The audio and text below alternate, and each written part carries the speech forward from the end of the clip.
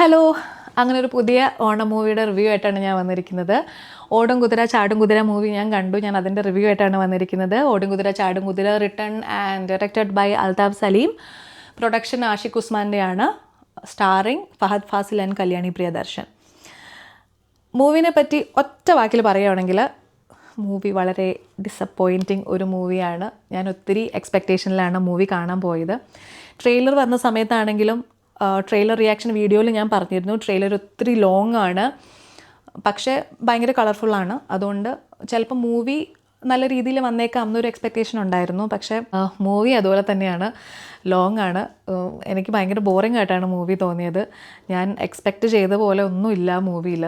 കുറച്ച് കളർഫുൾ എന്താ പറയുക സീൻസ് ഉണ്ടെന്നല്ലാതെ ആ മൂവിയിൽ കാര്യമായിട്ടൊന്നുമില്ല. അതിലെ സ്റ്റോറി എന്ന് പറയുന്നതും നമുക്കങ്ങനെ ഈസി ആയിട്ട് ഡൈജസ്റ്റ് ആവുന്ന സ്റ്റോറി ഒന്നുമല്ല. ഒരു വീട്ടിൽ കുറേ പേർക്ക് ഡിപ്രഷനുണ്ട്. ആ വീട്ടിൽ നിൽക്കുന്ന ഒരാളിൽ നിന്ന് ബാക്കിയുള്ളവരിലേക്ക് ഡിപ്രഷൻ കണ്ടേജിയസ് ആയി വേറെ ആളുകളിലേക്ക് പകരുന്ന പോലെ ഡിപ്രഷനുള്ള ആളുകൾ വേറൊരു സ്ഥലത്തേക്ക് പോകുമ്പോൾ അവിടെ മീറ്റ് ചെയ്യുന്നതും കുറേ ഡിപ്രഷനുള്ള ആളുകളെ, പിന്നെ അവരുടെ പ്രോബ്ലം സോൾവ് ചെയ്യാൻ നടക്കുന്നു. എന്താണ് ഇതിലൊന്നും കിട്ടുന്നില്ല. നല്ലൊരു മെസ്സേജോ അല്ലെങ്കിൽ നമുക്ക് ഫീൽ ഗുഡായിട്ടൊന്നും അതിൽ നിന്ന് ഒന്നും കിട്ടുന്നില്ല. ഇത്രയും നല്ല ആക്ടേഴ്സിനെ കിട്ടിയിട്ട് അല്ലെങ്കിൽ ഇത്രയും നല്ല ആക്ടേഴ്സിൻ്റെ ഡേറ്റ് കിട്ടിയിട്ട്, അതായത് ഫഹദ് ഫാസിൽ, കല്യാണി പ്രിയദർശൻ, ലാൽ, സുരേഷ് കൃഷ്ണ, ധ്യാൻ ശ്രീനിവാസൻ, ഇങ്ങനെയുള്ള ആക്ടേഴ്സിനൊക്കെ കിട്ടിയിട്ട് അതൊന്നും നന്നായിട്ട് ഈ പടത്തിൽ യൂട്ടിലൈസ് ചെയ്തിട്ടില്ല. ഫസ്റ്റ് ഹാഫിൽ കൂടുതലും കല്യാണി ആൻഡ് ഫഹദിൻ്റെ സ്റ്റോറിയാണ് അവർ കാണിക്കുന്നത്. ഫഹദിനെ പോലെ ഇത്രയും നല്ലൊരു ആക്ടർ കുറച്ച് ഉണ്ടാക്കി അഭിനയിക്കുന്ന ഒരു ഫീലാണ് എനിക്ക് തോന്നിയത് കേട്ടോ. കല്യാണിക്ക് കൊടുത്തിരിക്കുന്ന ക്യാരക്ടർ നന്നായിട്ട് ചെയ്തിട്ടുണ്ട്. ലാൽ എന്ന ആക്ടറിന് കൊടുത്തിട്ടുള്ള ഒരു ക്യാരക്ടർ അദ്ദേഹം മാക്സിമം മനോഹരമാക്കി ചെയ്യാൻ ശ്രമിച്ചിട്ടുണ്ട്. പക്ഷെ അതിലും നമുക്കങ്ങനെ ഒരു ഫീൽ ഗുഡായിട്ട് തോന്നുന്ന രീതിയിൽ ഒന്നുമില്ല. ആ മൂവിയിൽ എനിക്ക് ആകെ കൂടി പോസിറ്റീവായിട്ട് ഫീൽ ചെയ്ത കാര്യം എന്ന് പറയുന്നത് ലാലും സുരേഷ് കൃഷ്ണയും തമ്മിലുള്ള സംഭാഷണങ്ങളും അല്ലെങ്കിൽ അവരുടേതായിട്ടുള്ള കുറച്ച് ഹ്യൂമർ കാര്യങ്ങളുമാണ് എനിക്ക് ആകെ അതിൽ ഒരു പോസിറ്റീവ് ഫീൽ കിട്ടിയിട്ടുള്ളത്. അതും നാച്ചുറലി വരുന്ന ഒരു ഹ്യൂമറായിട്ട് തോന്നിയിട്ടില്ല. ഹ്യൂമർ കൊണ്ടുവരാൻ വേണ്ടി ഉണ്ടാക്കി എഴുതി പറയിപ്പിച്ച ഹ്യൂമർ പോലെ തന്നെ ഫീൽ ചെയ്യുന്നുണ്ട്.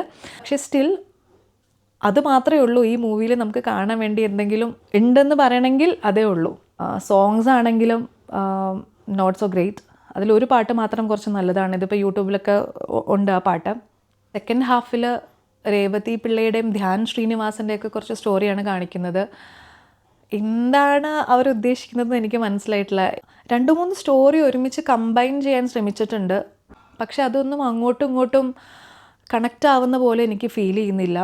ഈ മൂവിയുടെ ട്രെയിലർ വന്ന സമയത്ത് ഞാൻ റിയാക്ഷൻ വീഡിയോ ഇട്ട സമയത്ത് ഞാനതിനകത്ത് പറയുന്നുണ്ടായിരുന്നു, കുതിരേനെ പറ്റി അവർ സ്വപ്നം കാണുന്നുണ്ട്, കല്യാണി കുതിരേനെ പറ്റി സ്വപ്നം കാണുന്നുണ്ട്. അതുപോലെ ഫഹദ് ഫാസിൽ മാങ്ങ അല്ലെങ്കിൽ ഒരു കാർണിവലിലേക്ക് പോയി അവിടെ വെച്ച് കുറേ മാങ്ങ കൊണ്ടുണ്ടാക്കി ഷേക്ക് അങ്ങനെയൊക്കെ കുടിക്കുന്നത് സ്വപ്നം കാണുന്നുണ്ട്. അതൊക്കെ ഉണ്ട് ഈ മൂവിയിൽ. പക്ഷെ അതിനൊന്നും വലിയ ഇമ്പോർട്ടൻസ് ഒന്നും ഈ മൂവിയിലില്ല. ആകെ കൂടി പറയാവുന്നത് ഈ കുതിര കാരണം ഫഹദ് ഫാസിലിന് ഒരു അപകടം സംഭവിക്കുന്നു എന്നുള്ളതാണ്. ഇതെല്ലാം എൻ്റെ പേഴ്സണൽ ഒപ്പീനിയനാണ്. സിനിമ കാണണമെന്ന് ആഗ്രഹമുള്ളവർ പോയി സിനിമ കണ്ടിട്ട് നിങ്ങളുടെ കമൻസ് വന്ന് പറയൂ.